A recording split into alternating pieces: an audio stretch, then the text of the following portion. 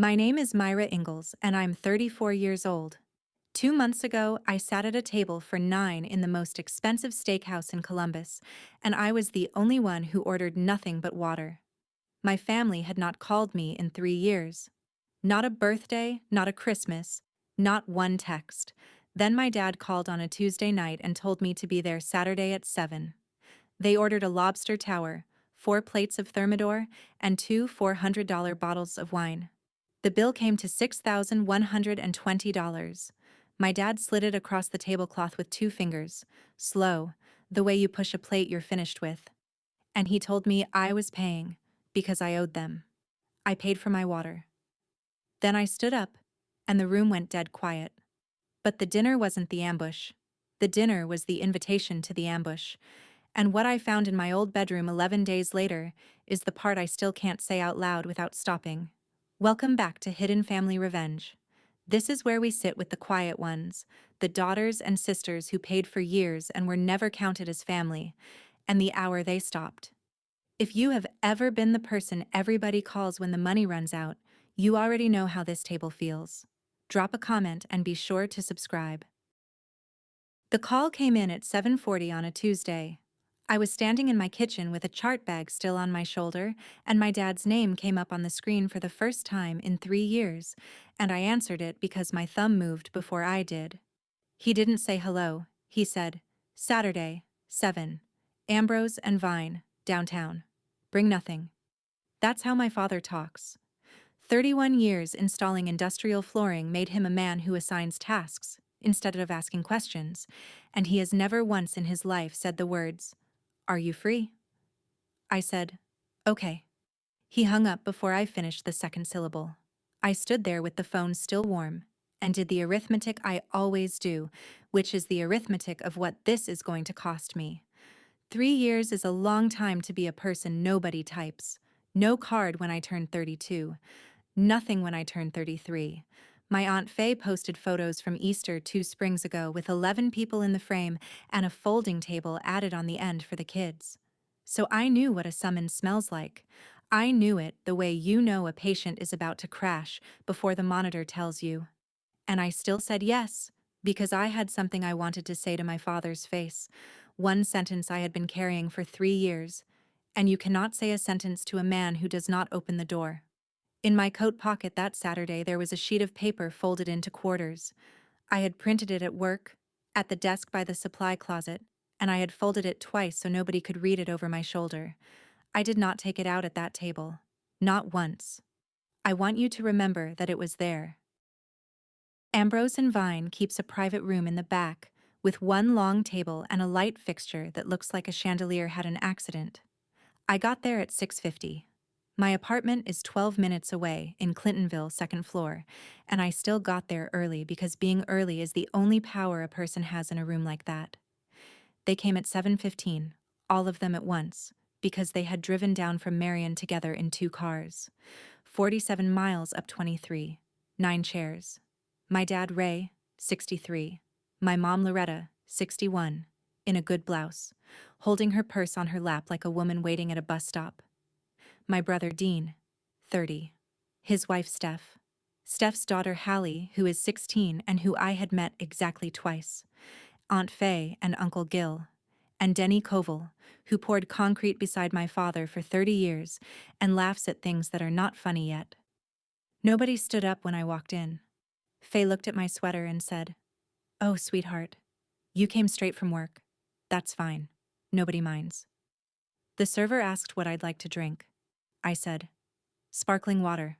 That's all." My dad looked at me for one full second. Not angry. The way a foreman looks at a truck that showed up with the wrong load. Then he turned back to the menu and kept going. My mother leaned over to Steph and said, in her polite voice, "Is she staying for the whole dinner?" She was 3 feet from me. She said she.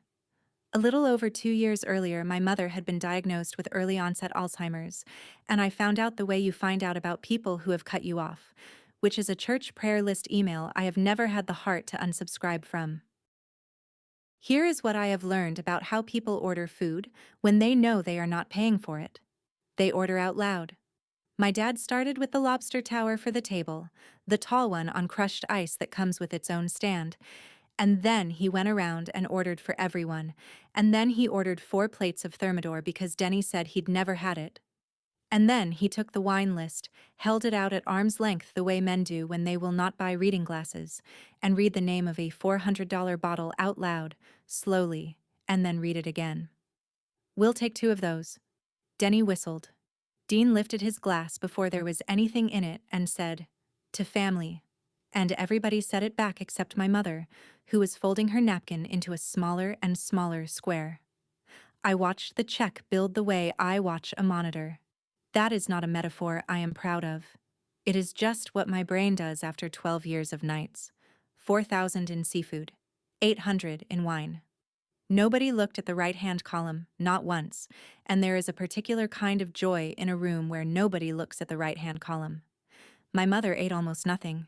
She cut a piece of lobster into 6 pieces and moved them around the plate and asked me twice if the shrimp were cold, and both times I said yes, ma'am, and both times she said good. That's good. And smiled at me with no idea who I was. Then Faye put her hand on my wrist and said, "You're doing so well down here, honey. Ray says you're opening a place. 2 beds, is it?"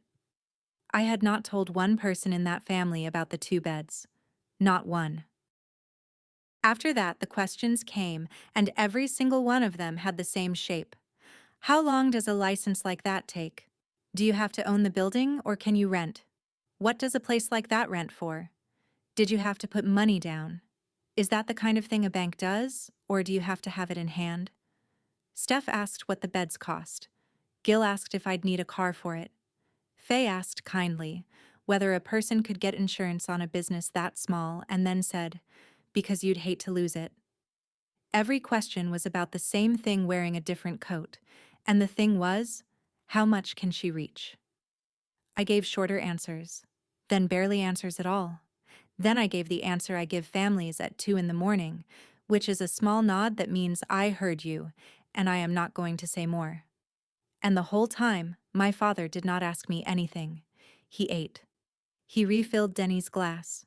He asked the server about the crust on the halibut. The only person at that table who wanted the number did not ask for the number, and if you have ever been in a negotiation, you already know what that means. Then Steph, who is not cruel, just tired, said something to Dean about a bed frame, and Dean said something back, and Steph said, "Well, the room's ready, so," and stopped. She stopped the way you stop when a foot finds yours under a table. Hallie looked up from her phone for the first time all night. I said, "What room?"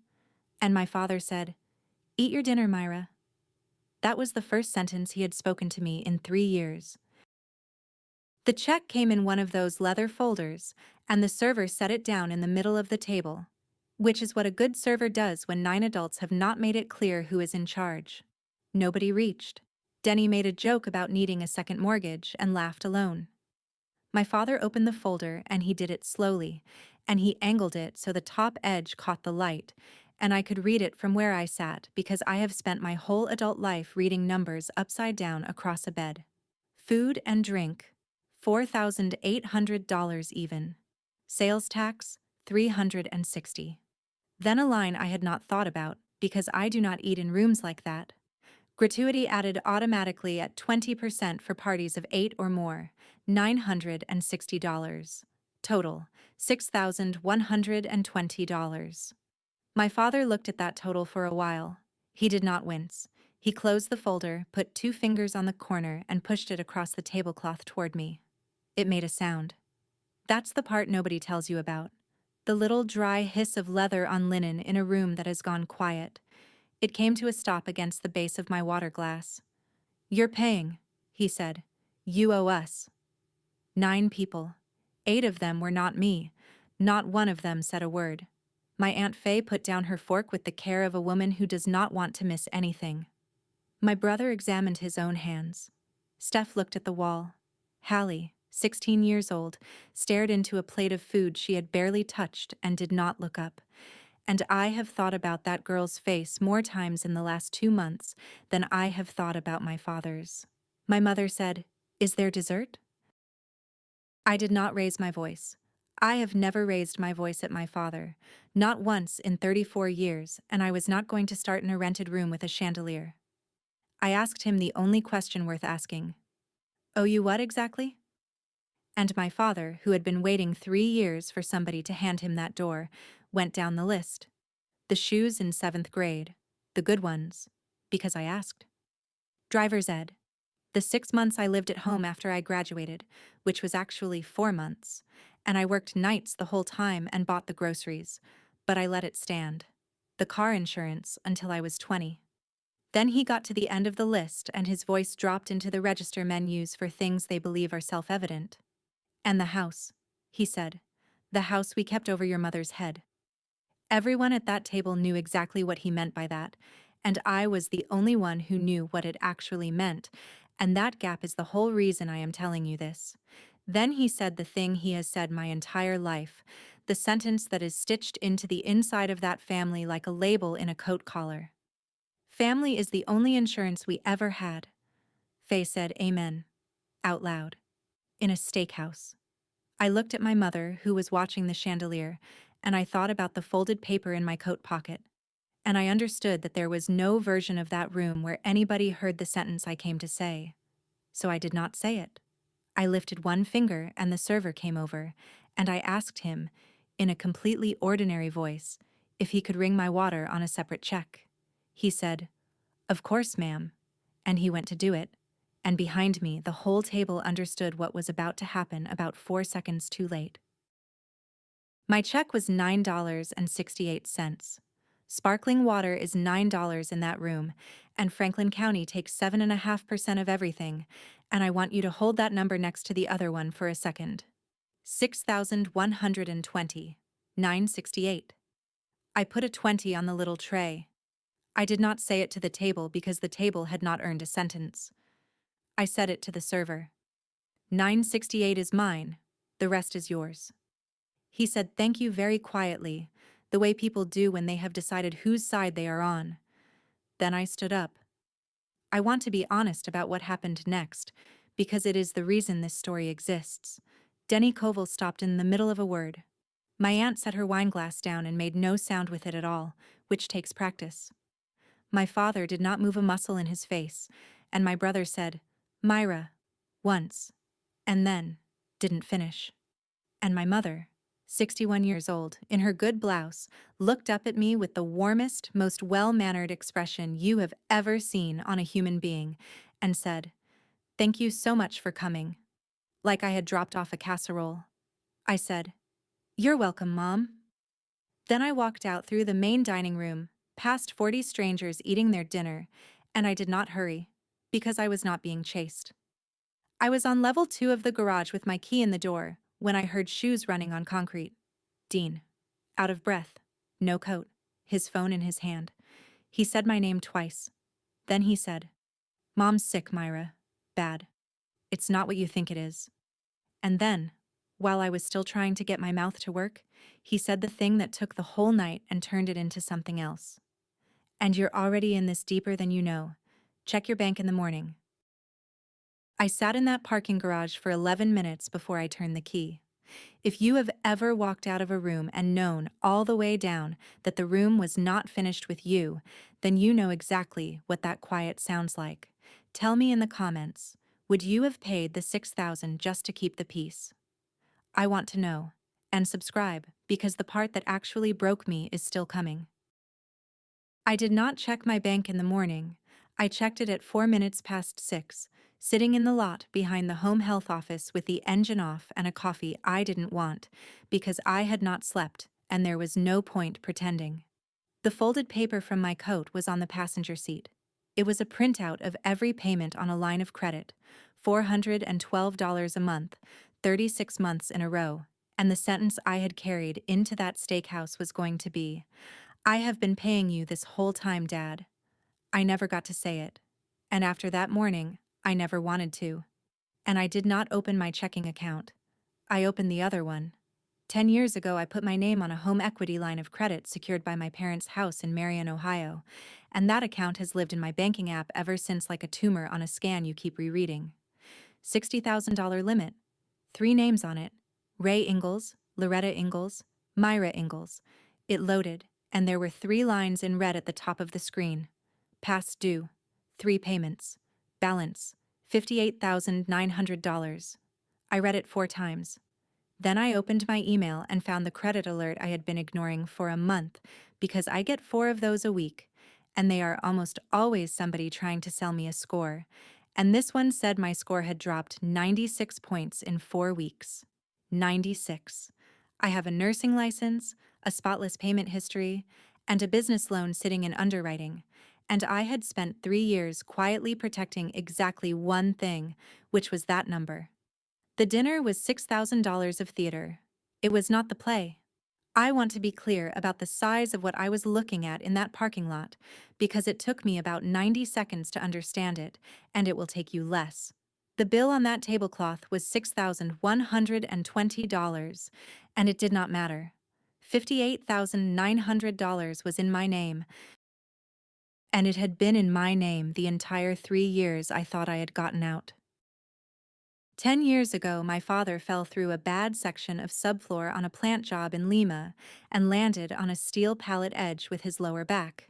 He was 53. 2 surgeries, one of which helped. 31 years of putting down industrial flooring ended in a hallway outside a radiology suite, and the man who came home was a man with no trade and a mortgage. They were 4 months behind by August. They had bought that house in 1991, and there was about $31,000 left on the original mortgage, so the bank in Marion offered them a home equity line of credit against it, $60,000, and the plan was to pay the old mortgage off entirely, clear the medical bills, and be left with 1 payment instead of 5. It worked, on paper.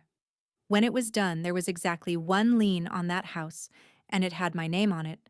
The problem was income. There wasn't any that a bank would count, so they needed another name on the paper. I was 24 years old.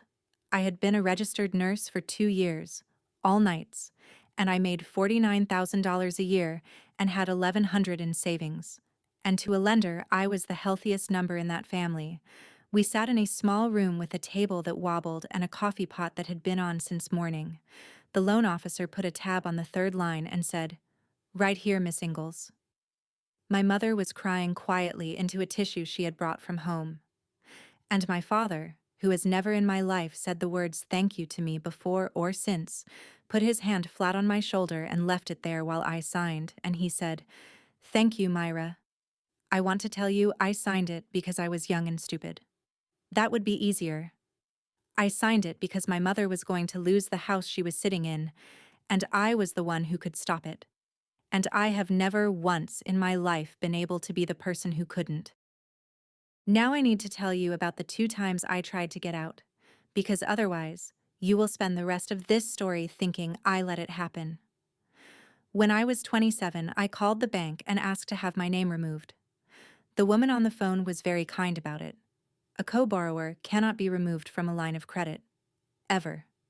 The only way off is a refinance in the remaining borrowers' names alone, and that requires the remaining borrowers to qualify and to sign. I paid $550 out of my own account for the appraisal. I booked the appointment. I drove up to Marion and sat in that bank lobby for 50 minutes, and my father did not come. And when I called the house, he said the payment was fine, and he wasn't going to sign paperwork so a bank could raise his rate. When I was 29, I sat with a lawyer in Worthington at $300 an hour, and she was honest with me in the first 12 minutes, which is worth every dollar. I had 2 options. I could sue my parents for contribution and get a judgment against a house, or I could force a sale of the collateral. That was it. Those were the doors. Both of them ended with my mother standing on a lawn in Marion, Ohio, watching a truck get loaded. So I took the 3rd door, which was not really a door. I set up an automatic payment from my own account for the minimum, $412 a month, and I stopped answering the phone. And I told myself that if I paid it forever and never spoke to them again, nobody would ever be able to touch me. 3 years of that, $412 a month, on time, every month. Which raises a question, and I would like you to ask it now, because I asked it in that parking lot. If I had autopay, how were there 3 missed payments? 41 minutes on hold. I took it in an empty patient room between visits with the door shut and my badge turned around. The woman who finally picked up had the flat, careful voice of somebody who has read a lot of bad screens to a lot of people, and she walked the account history backward for me while I wrote on the back of an intake form. 14 months ago, a co-borrower called in and applied for a hardship deferral.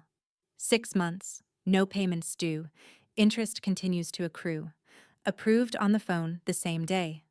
And when a hardship plan goes on an account, she said, scheduled automatic payments are suspended because the system is not going to keep pulling money from a household it just declared to be in hardship. Statements and notices go to the address of record for the collateral property. The collateral property is a 3-bedroom house on Bellefontaine Avenue in Marion, Ohio, and I have not had a key to it in 3 years. I said, I have online access. I check it. She said, yes, ma'am. During an approved plan, the portal displays no payment due. I said, I called twice during those 6 months. She looked. She said, I see the notes. Both times you were told the account was in an approved plan and no action was needed. That was accurate. Then the deferral ended, and the payment came due again, and my autopay was gone, and nobody in that house wrote a check, and the interest that had been piling up for 6 months landed on the balance, and it went 30 days, then 60, then 90. I sat in that empty room with a chart pen in my hand and understood exactly what my family was. Not liars. Something colder and much more organized than liars. A debt with a last name. Then my work phone buzzed with an email, and the subject line was from the bank underwriting my business loan. I should tell you what I was building, because it matters to the arithmetic later. Ingalls Home Care. 2 beds, licensed, in a ranch house in Grandview, with a ramp already poured and a bathroom already wide enough. Not a facility. 2 people in a real house, with 1 nurse who knows both of their names and does not have 41 other patients. 6 years of night differential went into it. No vacations, 1 car with 190,000 miles, and a business savings account with $61,400 in it. 6 weeks before that dinner, an $85,000 loan had come back pre-approved. I signed a lease on the house, $9,000 in deposits, first month and last, and a pet clause I fought about for nothing. I hired 2 people, Nadine Pruitt, 44, a state-tested nursing assistant who is better at this job than anyone I have ever worked beside, and Tomas Reyes, 27, who has a 5-year-old and a plan. Both of them gave notice at their old jobs.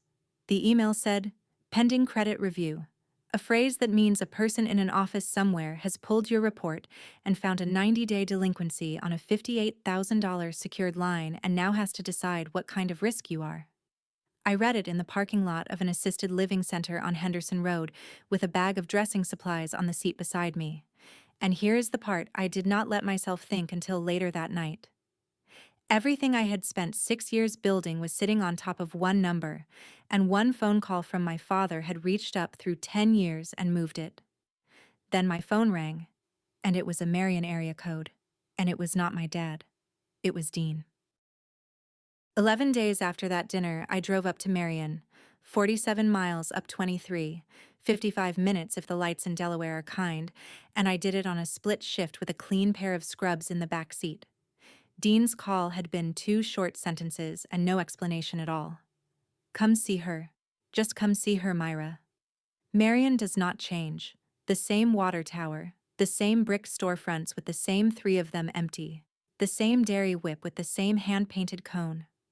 There was a new truck in the driveway on Bellefontaine, a big one, silver, and I knew before I read the plate frame that my brother's name was on the note for it, because that is how this family finances things. My mother was on the front porch in a metal chair with a cardigan across her knees and a needle in her hand. She was sewing.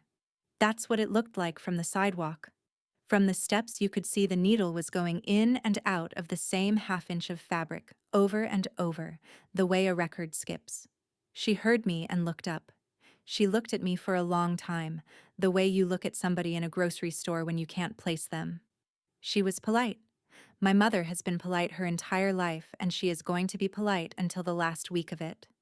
And then she asked me, in the gentlest voice, "Are you the one who pays?" I stood on my parents' front steps in Marion, Ohio, and I said, "Yes, ma'am." Because it was true, and because there was nothing else in the English language available to me. She nodded like a woman who had finally gotten a straight answer out of somebody, and she went back to her half-inch of fabric. The screen door was propped open with a brick. I went inside. There was a hospital bed in the living room. It was where the recliner used to be, angled toward the television, with a mattress pad still in its plastic sleeve and a bed rail folded down. And honestly, that made sense to me. That is a thing families do, and it is usually the first correct decision they make. I stood there and had one clean second of thinking, all right, they are doing this properly. Then I walked down the hall, because I wanted to see if the hallway still had the dent in the drywall from when Dean threw a cleat, and I went past the bathroom, and the door at the end was open. That room was mine from age 4 to age 18. The closet was empty, not tidied, empty, and wiped out, with the rod bare and 4 wire hangers on the floor. And in the middle of that room, where my bed used to be, there was a bed. Not a hospital bed. A single, brand new, with a cheap pine headboard and a mattress still in the store bag, and sheets folded on top of it with the fold creases from the package still in them. There was a cardboard box leaning against the wall behind it with the shipping label facing out, and I did what I do, which is read the label. Delivery date. 9 days before that dinner. And on the line where it says who it goes to, in a warehouse font, ATTN M. Ingram. 9 days before my father called me for the first time in 3 years, somebody in this house had ordered a bed with my initial on the paperwork, and by the time I sat down at that table and ordered a glass of water, it had already been delivered, carried down that hallway, and made up with new sheets. I did not touch it. I want you to hold that room in your head for the rest of this, because I have not been able to put it down. And behind me, from the far end of the hall, my father said, "Good, you found it." We had it in the kitchen, standing up, because my father does not sit down for conversations he considers settled.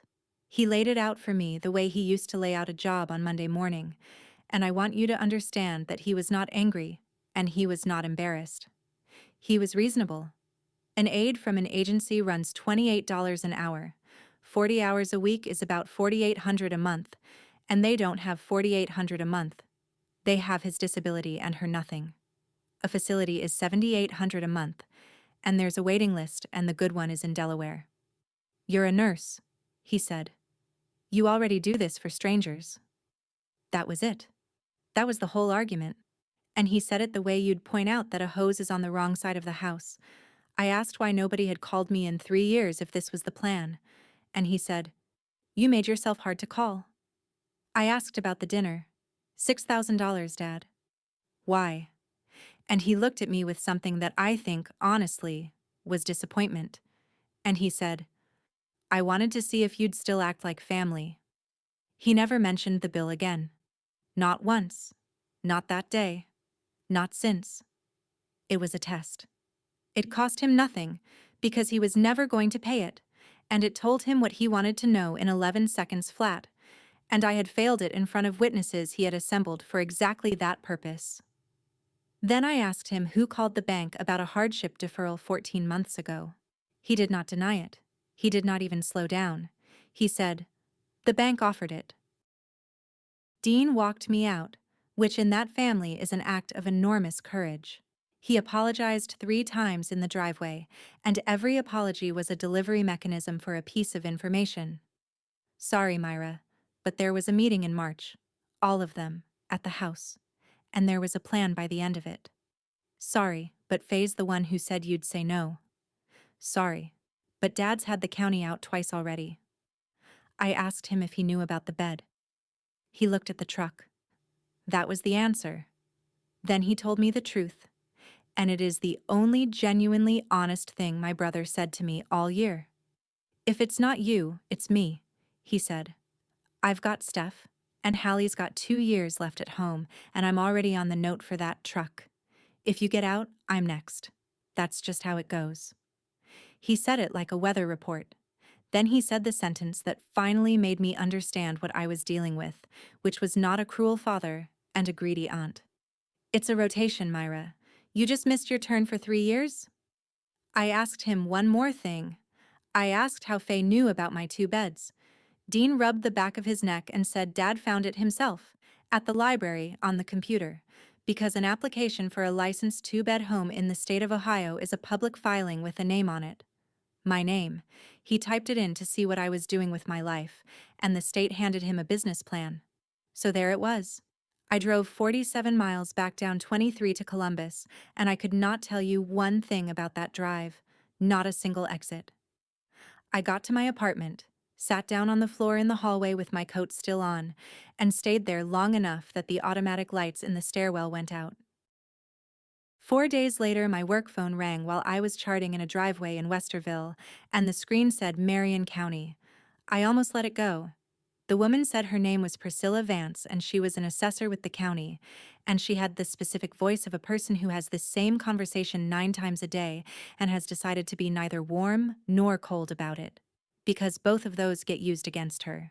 She said, "I'm calling to verify the in-home caregiver listed on Loretta Ingalls' assessment." I said, "All right." She said, "The record shows the primary in-home caregiver as Myra Ingalls, registered nurse, live-in, beginning the 1st of next month." I sat in a stranger's driveway with a laptop on my knees and a cold coffee in the cup holder, and I could not make a sound come out. She waited. She is good at waiting. I imagine that's most of the job. Then she said, "Ma'am, are you the caregiver of record?" And I want to be honest with you about what happened in my chest, because I have replayed it more than I have replayed the steakhouse. It was not rage. It was the specific vertigo of hearing your own name read back to you off a document you have never seen, in a plan you were never asked about, for a life that starts on the 1st of the month. The plan had a start date. The bed had been delivered. The room had been emptied. Somebody had answered a county assessor's questions on my behalf in my parents' living room, out loud with my license listed, and then 2 weeks later bought me dinner and handed me the check. I asked her to read me exactly what was in the file, and to her enormous credit, she did. There was no signature of mine anywhere, nothing forged, nothing faked. During the home interview, when she asked who would be providing the daily care, my father answered, and my mother nodded along, and Faye was in the room and confirmed it, and my father gave my full name, my profession, and my license number. A nursing license number is public. Anybody can look up mine in about 9 seconds, and my father had already learned that week how good the state of Ohio is at answering questions about me. So it was not a crime. I want to be precise about this, because I spent an entire night hoping it was one. It was a statement made by a family about a woman who was not in the room, and the county had written it down the way counties do, and now it was a fact with a start date attached to it. Vance told me she needed a yes or a no. She said the file could not sit in limbo, that she had a deadline on her end, and that she needed my answer by the 30th. Then she said the thing that kept me up. "I do want you to understand what happens if the arrangement isn't accurate. We can't just cross out a line. The application restarts from the beginning." I asked how long a restart takes. She said it varies. She said in Marion County, right now, it takes a while. I asked what happens to my mother in the meantime, and Priscilla Vance said, in the flattest, kindest voice I have ever heard, that would depend on the family. I called my father and said I wanted to talk, and he picked the place, which I should have found strange, and didn't. There is a monument yard on the north side of Marion, out past the grain elevator, a gravel lot with maybe 200 headstones standing in rows like a crop. He was waiting by the office in his work coat even though he has not worked in 10 years. He walked me down the 3rd row, and he stopped in front of a granite marker with his mother's name on it, my grandmother, who died the year I was 15. He was 44 that year.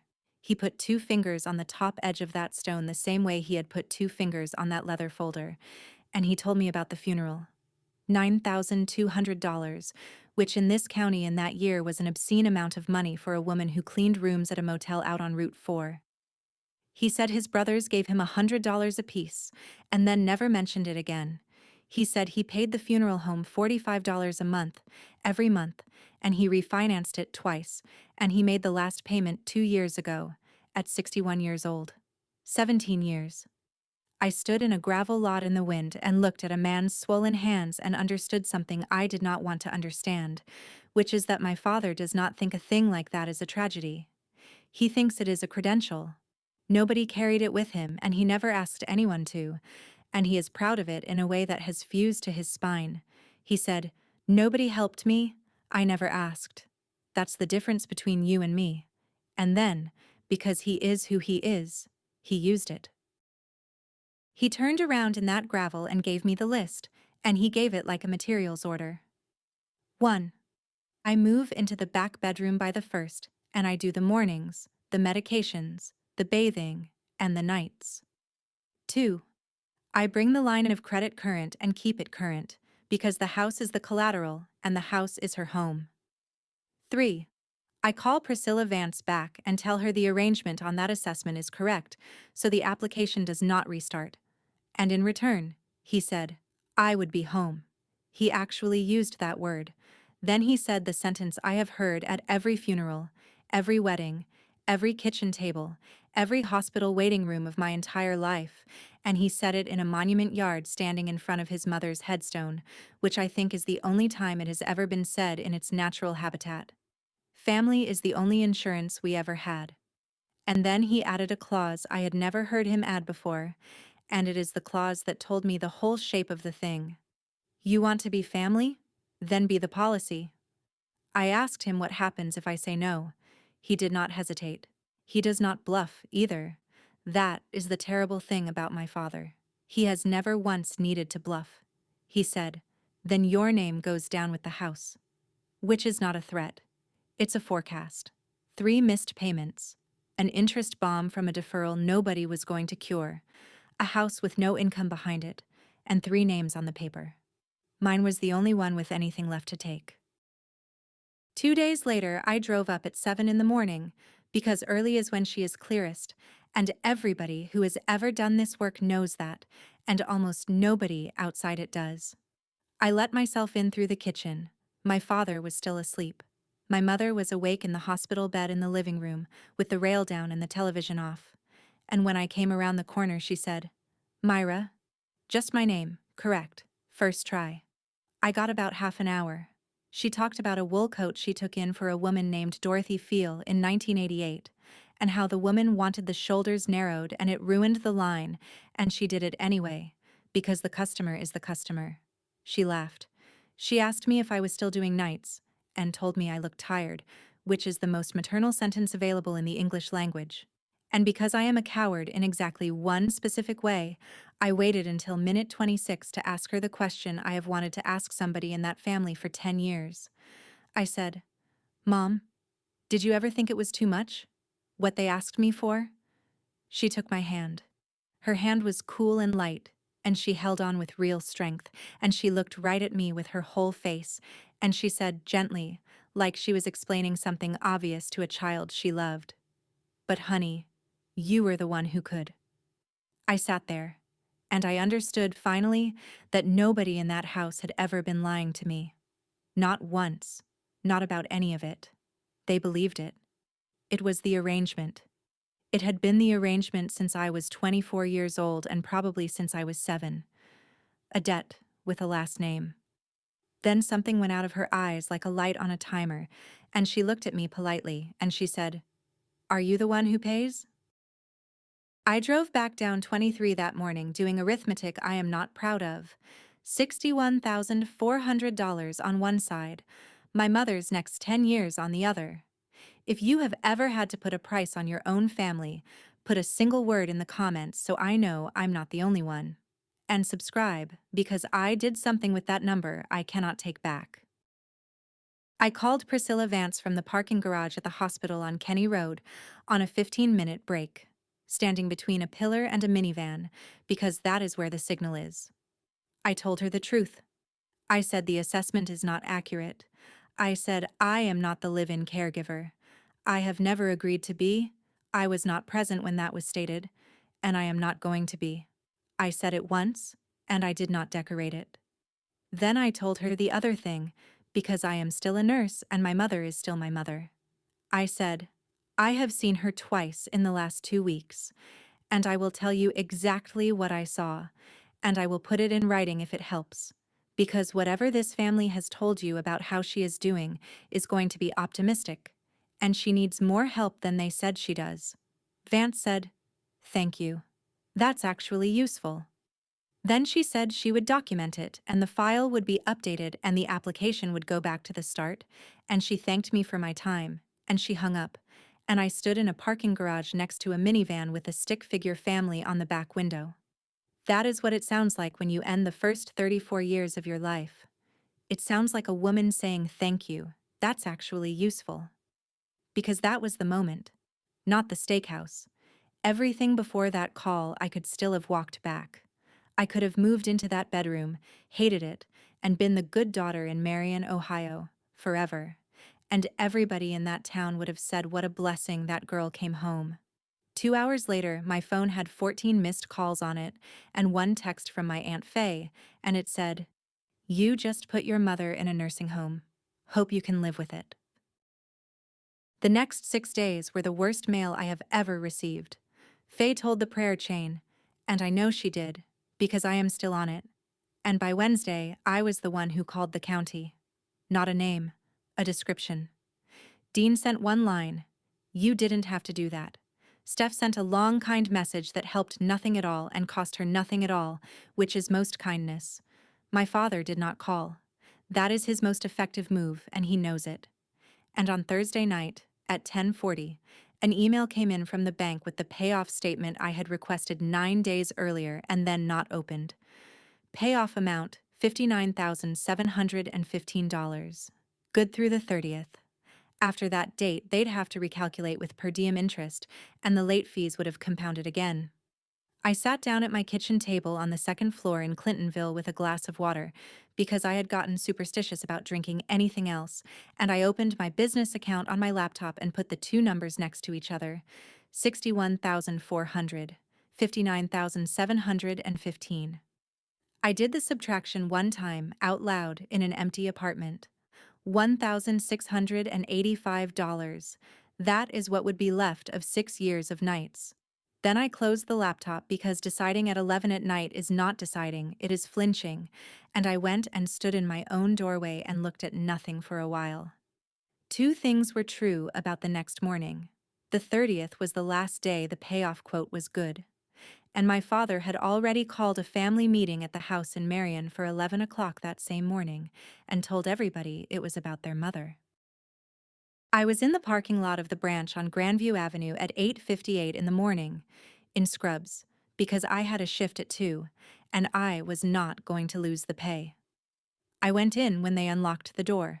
The banker was maybe 30, very polite, and he pulled the account up and read the payoff back to me. $59,715. Good today. I moved it from the business account. It took less time than parking had. Then I told him I wanted 3 things in writing before I left that building. The account paid in full. The line of credit closed, permanently, not left open with a zero balance where anybody with a name on it could draw it up again, and a letter stating that I am released from further obligation on it, with a note about when the lien release would be recorded at the county. He asked me, in the nicest possible way, whether I was sure about closing it, because a lot of families like to keep a line open for emergencies. And I said, No, close it. He printed 2 pages. Timestamp on the receipt, 9:04 in the morning. Then I sat in my car in that lot and made 2 phone calls, and those were harder than anything that happened later that day. I called the landlord in Grandview and let the lease go, and the $9,000 in deposits went with it. Then I called Nadine, and then I called Tomas. And I told them there would be no job on the 1st, and I used the voice I use at 2 in the morning with families, because it is the only voice I have for that, and I do not have another one. Nadine said, Okay, honey, okay. Tomas did not say anything for a while, and then asked if he should call his old supervisor back today, or wait until Monday. 6 years. 2 phone calls. Then I drove 47 miles north with an envelope on the passenger seat, and I had not told a single human being what I had done. There were 9 people in that living room, which I want you to appreciate as a piece of craftsmanship, because he had gotten the same number as the steakhouse. My father, standing. My mother in the hospital bed with the head raised, awake, tracking about half of it. Dean on the arm of the couch. Steph. Hallie on the floor with her back against the bookcase. Faye and Gil in the 2 kitchen chairs somebody had carried in. Brennan Ott, who has been the pastor at their church for 11 years, and who did not want to be there, in the recliner they had moved against the wall. And Priscilla Vance, on a folding chair by the door with a file folder squared on her knees, because my father had invited the county to watch him fix his family. Nobody offered me a seat. I took the ottoman. He did it standing, and he did it well. He was not loud. He said his wife was sick and getting sicker. He said an agency was $28 an hour and a facility was $7,800 a month. And he said those numbers with the confidence of a man who had finally found figures that agreed with him. He said the back bedroom was ready. He said the first of the month. He said the line of credit needed to be brought current and there was one person in the room with a nurse's paycheck. He said the county file had an error in it that his daughter had put there, and that could be corrected today with one phone call. And he looked at Vance when he said it, and Vance wrote something down and did not look up. Faye said, "Amen." Nobody looked at me the entire time he was talking. He finished with his hands open at his sides, and he said, "So, are we a family or not?" I did not stand up. I have thought about that a lot since, and I think standing up is what you do when you need the room. I did not need the room. I reached into my bag and took out the envelope and took out the 2 pages, and I leaned forward and put them on the coffee table, side by side, turned around so that they faced my father. Then I sat back on that ottoman with my hands in my lap. Faye leaned in first.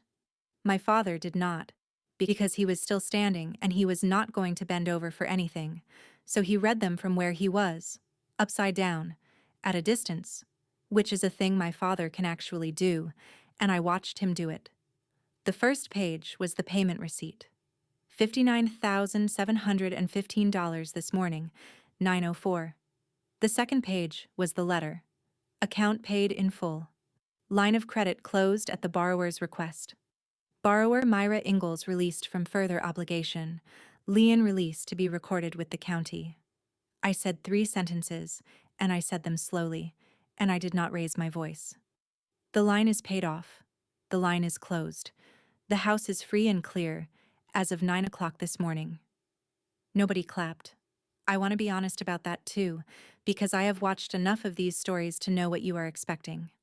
Nobody in that room cheered, and nobody gasped, and nobody said good for you. Faye understood it a full second before my father did, and she stopped breathing, and her mouth moved without anything coming out of it. Pastor Ott looked down at the carpet and stayed there. Priscilla Vance uncapped her pen and wrote one line. My mother said, to nobody in particular, "That's nice." And then my father got to the second page and he read the word closed, and I watched the arithmetic land behind his eyes. Not paid. Closed. There was nothing left on that house to draw from, and there never would be again, and every name on it, including his, was off it forever. He stood up straighter. Then he came apart. My father yelled at me for the first time in my life in front of 9 people and a county employee. 63 years old, one hand out at me, and he knocked a water glass off the end table doing it, and nobody picked it up for a long time. He said I had gone behind his back. He said I had no right. He said I had cut my own mother's throat to make a point, and he said the word point like it was something he had scraped off a boot. And I sat on that ottoman with my hands still in my lap, and I gave him the only language he has ever been able to hear, which is numbers. I said, I had $61,400. I have $1,685 now. I lost $9,000 in deposits on a house in Grandview I signed for 6 weeks ago.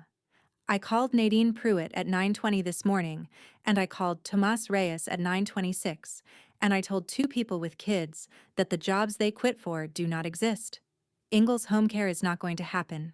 6 years of nights, gone before lunch, And you are standing in a house that has no debt on it for the first time since 1991, and I bought that for you. It is the most expensive gift anybody in this family has ever given anybody, and I did not give it to you because I love you. Then I said the thing I had understood in that gravel lot, and had not had the words for until it came out of my mouth in that living room.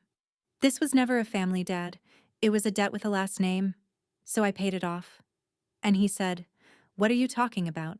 And I told him the truth about myself, which is the part that costs. I said I have been paying you for 10 years, and I told myself it was to help. It wasn't. I was buying a chair at your table, one payment at a time, and I have finally read the terms. There is no last payment. There was never going to be one. That was the whole design. He stared at me. Then he said quietly, "Then what do you want?" "Sundays," I said. That's it. That was my answer. And I had it ready because I had spent 6 days getting it down to something I could actually deliver. "I will come up on Sundays.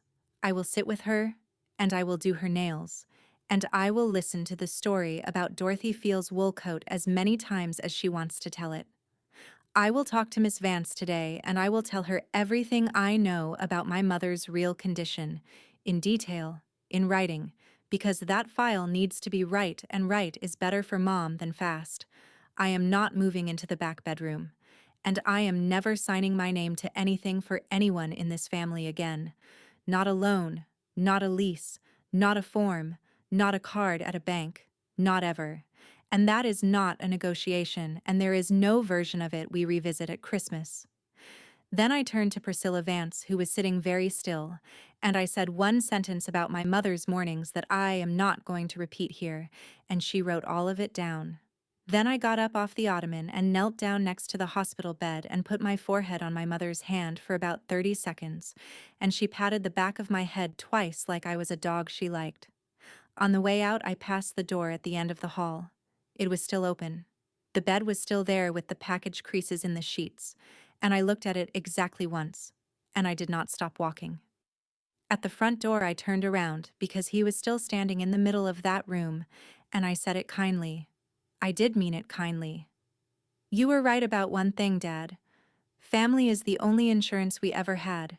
That's exactly why I canceled the policy." 9 people. Nobody said anything at all. The second time that room froze, it stayed frozen. 6 weeks later, my mother moved into a licensed memory care unit 11 miles from Marion instead of the one in Delaware that everybody had been dreading, and she got in there because the file was finally accurate, and an accurate file is a stronger file. That is the whole boring mechanism of it. I drive up on Sundays, 47 miles, and I sit for 2 hours, and about one visit in 3, she knows me. My father is there most Sundays. The first 2, he did not speak to me. The third one, he said it looked like rain. He has not apologized, and he is not going to. And I need you to understand that he did not change his mind about a single thing. He just ran out of levers. My Aunt Faye still tells the version where I called the county on my own mother, and that version is going to outlive me in that town, and I have made my peace with being a story other people tell wrong. 3 weeks after the meeting, Dean came to my apartment in Columbus and asked me for $2,400, and he asked in the doorway, not sitting down, which is how you ask when you already know. I did not lecture him. I am done with lectures. They are just paperwork you do with your mouth. I gave him the phone number of a nonprofit credit counselor on Broad Street and told him I would take a day off and go with him and sit in the room, and that I would not sign anything, not for him, not ever. He said, "Okay." He said thanks. He has not called them. He may sign for my father again by fall, and there is nothing I can do about that. Ingalls Home Care does not exist. I am back on nights, and I am rebuilding the account from $1,685, and I am about 4 years behind the woman I was in the spring. The release letter is on my refrigerator. 2nd floor, Clintonville, held up with a magnet from a plumbing company, in the spot where other people put pictures of their kids. Hallie has my number now, which happened without my father's permission and is going to stay that way. She came by on a Saturday in June and sat at my kitchen table drinking a glass of water because that is all I ever have, and she asked me a question in the flat. Careful way 16-year-olds ask the thing they actually came to ask. She said, "If somebody in the family needs you to sign something, and it's for a good reason, and they're crying, what do you say?" I told her one sentence and made her type it into her phone in front of me. I said, "I love you and I am not signing." Nothing else. Don't explain it.